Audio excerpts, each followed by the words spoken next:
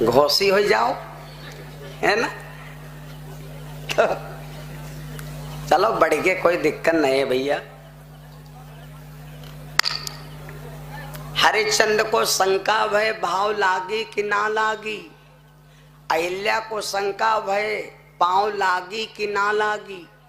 और जब धर्मराज दुर्योधन ने महाभारत में पंचासार खेला है, तो जब सब हार गए धर्मराज और खाली द्रौपदी बची है, दुर्योधन ने कहा धर्मराज तुम्हारी द्रौपदी की कीमत जतनी सबकी कीमत है वतनी तुम्हारी रानी की कीमत है। जीत जई हो तो सब मिल जाई, हार जई हो तो द्रौपदी जई।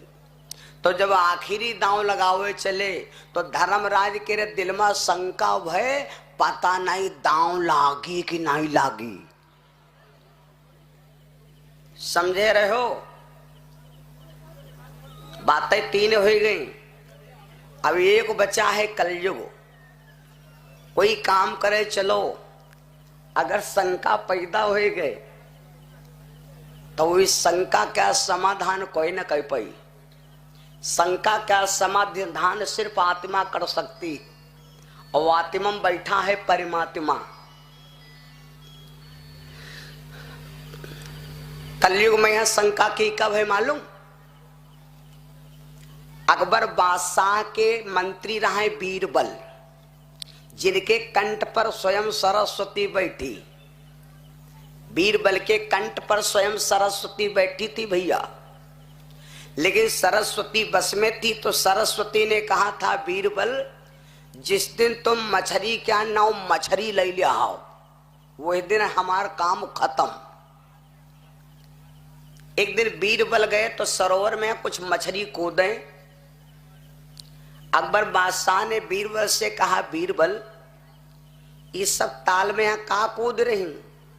तो बीरबल बोले राजा जी ये सब तित्तुरवाएं कूदत हैं। अकबर बादशाह ने कहा मंत्री आज फंस गयो, तित्तुर पानी में कूद नहीं सकत। तो जब मजबूरी आ गई भैया तो बीरबल कहला ऐसा है ये मछली है।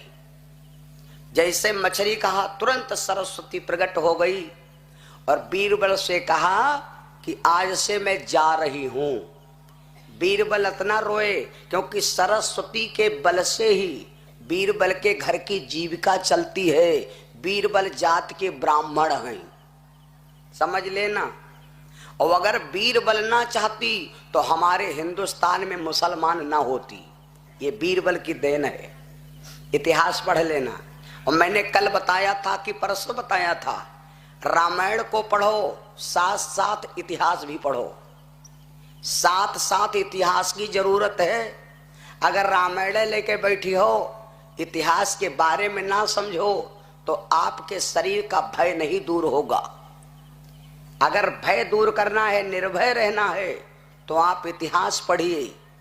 और इतिहास पढ़ने के बाद हम आपको इतना नॉलेज हो जाएगा कि हमें किसी चीज का भय ही नहीं। तो बीरबल रोने लगे और सरस्वती से कहा मां अब हमका छाड़े जा रही हूं, राजा की नौकरी चली जाएगी। क्योंकि राजा साहब को जवाब दे न पाए,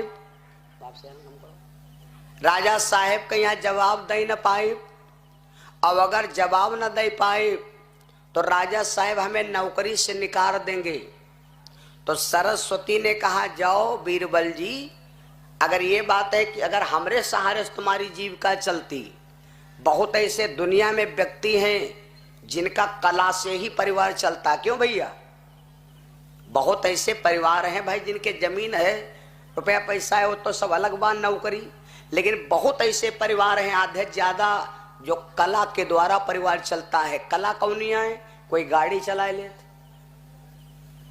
तुम चला ले, कोई डाला चला ले, वही से अपन कमाए खा रहा।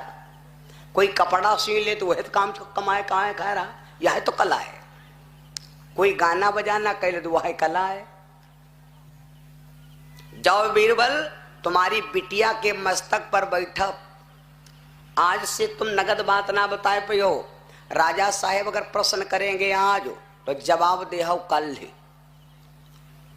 सरस्वती बीरबल की बिटिया के कंठ पर बैठ गई। उसी दिन से जब बीरबल से कोई अकबर बादशाह प्रश्न करते हैं तो बीरबल कहते हैं कि महाराज इसका जवाब हम कल देंगे। क्यों? क्योंकि बेटी से पूछते थे तब सवेरे जवाब देते थे। एक दिन की बात, बीरबल डंका ढिंढोरा पिटवा दिया। कलियुग की शंका बता रहा हूं। बीरबल ने ढंका पिटवा दिया मेरे राज में कि जौन आदमी रात भर गरे लवलव तालाबम खड़ा रही वही का आधी राज गद्दी दे दिया। तो कोई तो भैया नहीं खड़ा भा।